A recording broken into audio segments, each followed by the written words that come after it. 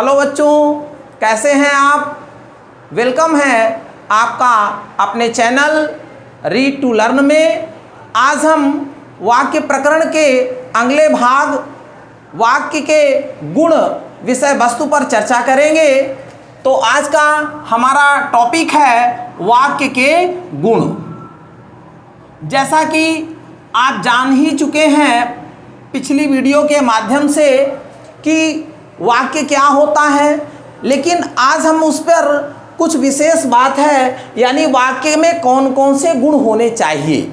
तो बच्चों आज हम देखेंगे कि वाक्य में मूलतः 6 गुण होने आवश्यक है। वाक्य में 6 गुण होने आवश्यक हैं। जैसा कि पहला गुण है सार्थकता। सार्थकता का आशय है कि जो भी वाक्य के अंदर प्रयुक्त शब्द हैं या जिसे आप पद कहते हैं, वे पद कैसे होने चाहिए, सार्थक होने चाहिए। उदाहरण के माध्यम से हम यहाँ पर देखते हैं, उदाहरण के रूप में जैसे हम लिखते हैं कि उसने आम वाम खाया। उसने आम वाम खाया। या दूसरा उदाहरण हम लेते हैं कि रमेश बाजार से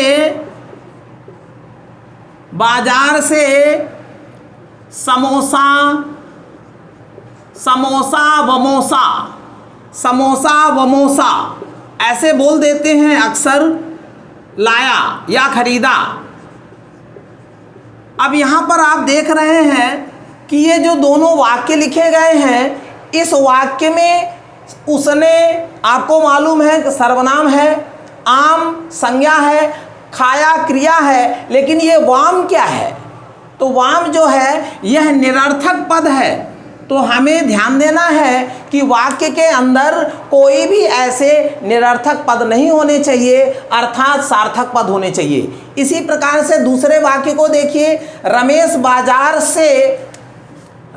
बाजार से समोसा वमोसा खरीदा।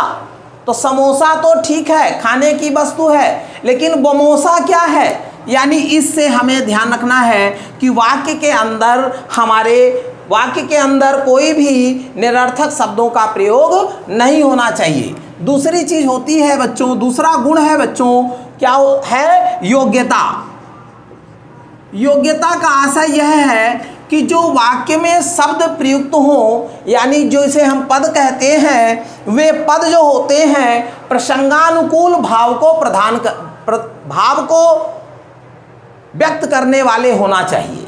ठीक है। जैसे हम उदाहरण के लिए लिखते हैं कि शेर को, उदाहरण की बात है, हम यदि लिखें कि शेर को रस्सी से बांधा जाता है।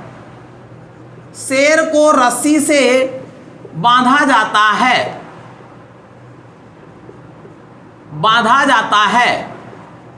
अब ध्यान दीजिए आप कि बताइए क्या शेर को रस्सी से बांधा जा सकता है। ठीक है। दूसरा उदाहरण हम लेते हैं कि मछली जमीन पर रहती है।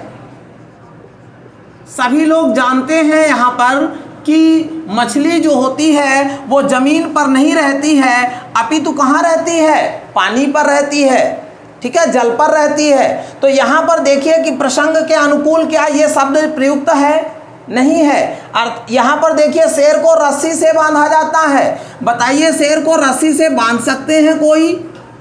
ठीक है। इस प्रकार के वाक्यों में, यानी वाक्य के अंदर योग्यता का आशय यही है कि उसमें जो शब्द होने चाहिए वो या पद जो होने चाहिए वो प्रसंग के अनुकूल होने चाहिए, ना कि प्रसंग के विपरीत होना चाहिए। ठीक है। इसमें एक चीज का और ध्यान देना है कि जैसे इतिहास की घटनाएं हैं, भौगोलिक जानकारी है, विज्ञान के आविष्कार हैं, ऐसे शब्दों को भी हम ध्यान रखेंगे कि इनके विपरीत प्रयोग नहीं कर सकते। जैसे हम ऐसा लिख दें कि सूर्य जो है पश्चिम से उगता है। अब बताइए क्या सूर्य कभी पश्चिम से उगता है। ठीक है। तो ऐसे भी शब्दों का प्रयोग हमें नहीं करना चाहिए। अगला तीसरा गुण है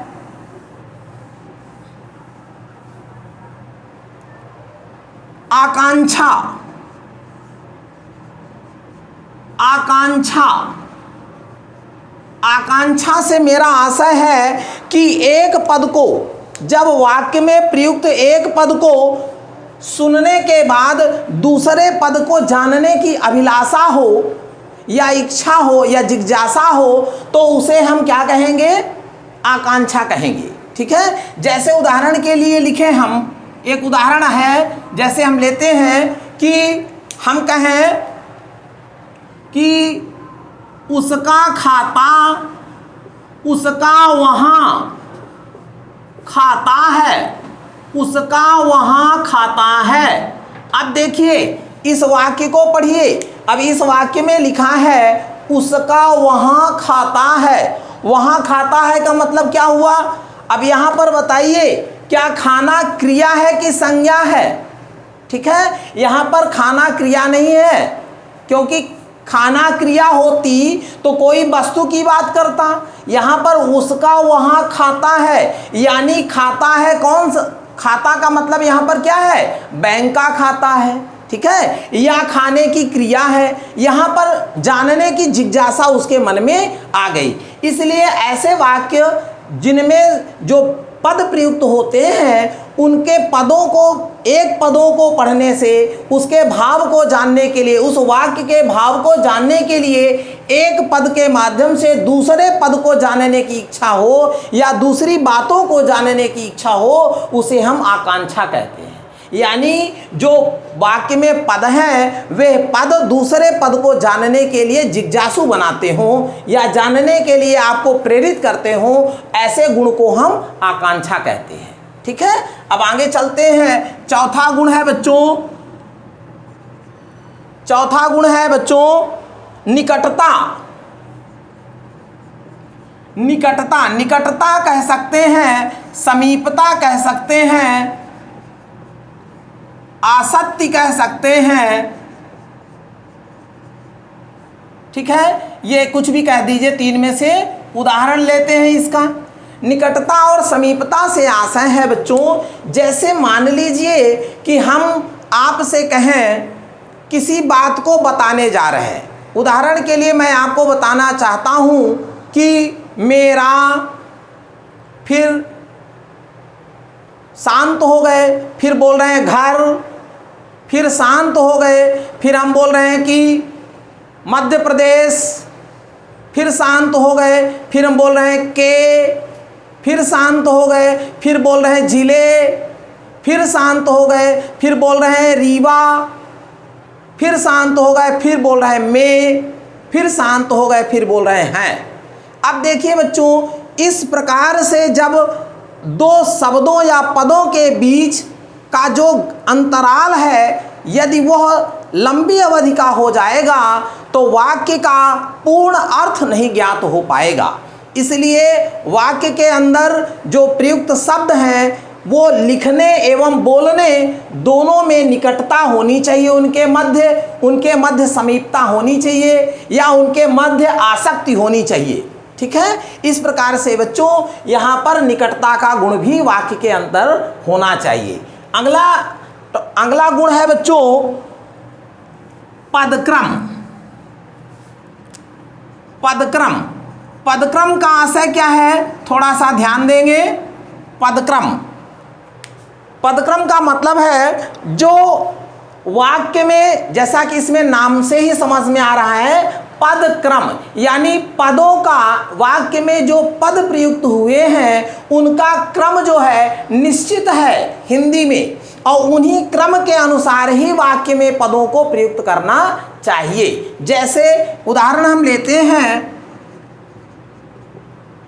जैसे हिंदी भाषा में आप बोलते हो कि मैं आम खाता हूँ, मैं आम खाता हूँ, ऐसा आप लिखते भी हैं, बोलते भी हैं। अब जरा इसका पद चेंज कर दीजिए। पद जैसे मैं एक पद है, आम एक पद है, खाता और हूँ अलग अलग पद हैं। अब आप इसके पद को बदल दीजिए। इसका क्रम जो है फिक्स है कि पहले क्या होगा, मैं क्या है सर्वनाम, फिर क्या है आम क्या है कर्म है, यानी मैं जो है कर्ता है, आम क्या है, कर्म है, और खाना क्या, खाता है यानी खाने की क्रिया है। ठीक है, तो इस प्रकार से यानी पहले क्या हो गया, कर्ता, फिर क्या हो गया, कर्म, फिर क्या हो गया, क्रिया।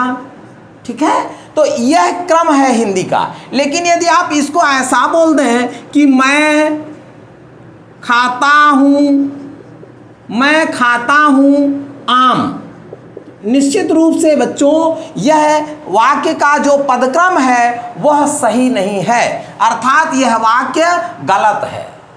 ठीक है, तो यहां पर ध्यान देना है आपको कि वाक्य में पदक्रम का भी गुण होना चाहिए, यानी निश्चित पदक्रम के अनुसार ही हमें वाक्य लिखना चाहिए। ये पदक्रम के बारे में मैं आपको डिटेल्स अगले वीडियो के माध्यम से जानकारी इसकी दूंगा कि वाक्य में किस प्रकार के पदक्रम कहाँ कैसे प्रयुक्त होते हैं। अगला है बच्चों, वाक्य का अगला गुण है अन्वय। छठवां गुण है, अंतिम गुण है अन्वय।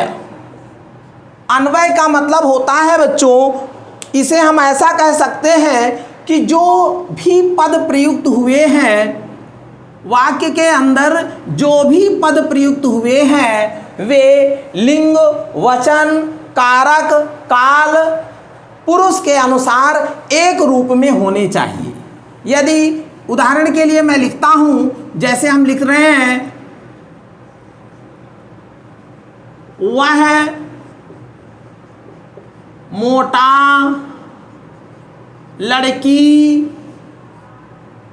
वह मोटा लड़की है।